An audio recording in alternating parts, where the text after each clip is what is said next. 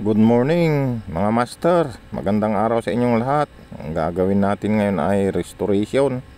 Ayusin natin yung pusit na hindi na nagsasara, palagi nang nako-open. Ayan, buksan na natin para makita natin ang diferensya. So simple lang naman itong diferensya nito, mga rubber lang.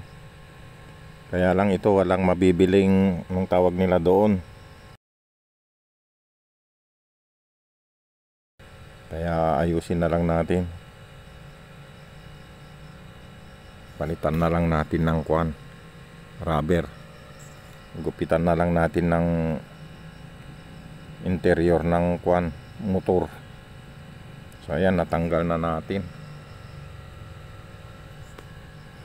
Ayan, ganyan lang yan oh. Easy lang oh. Saka may dalawang nagsasalisihan dyan sa ilalim para magsara. Ayun, tumapon pa. So ayan mga kaibigan, ganyan lang. At gugupitan na natin ng rubber para mayroon siyang pangsara ng tubig. So ayan, medyo kinalawang na, kaya i-file muna natin para matanggal yung kalawang. Ayan. Medyo makapal na yung kalawang niya mga kaibigan.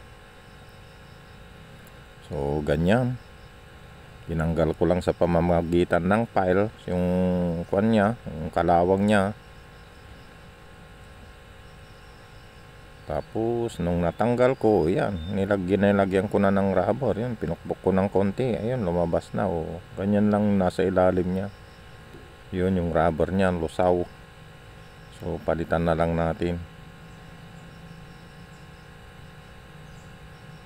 Yan, magkakat na lang tayo ng interior ng motor mga busing. Ganyan lang ang gawin natin. So ayan, lagyan natin ng konting butas para pumasok yung shaft.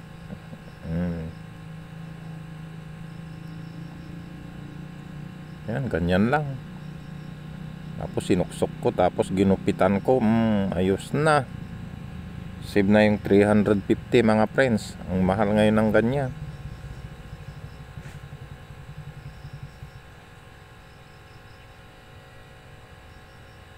So ayan, ginawa ko na lang ng oil seal nya. Ayan o, water seal. Ginawa ko na lang ng water seal. So ayan, tapos na. Balik na lang natin. Tapos i-testing na.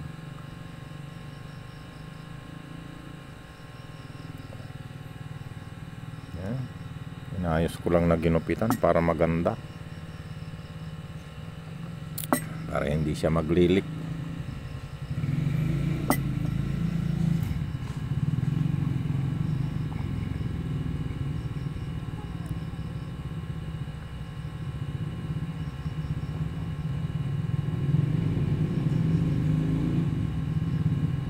Ayan, naibalik na natin.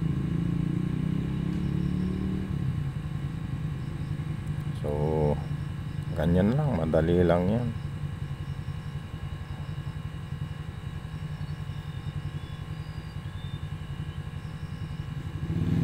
Ayan, at ibalik na natin para makakuha na tayo ng tubig, hindi na maglilik, sayang yung tubig.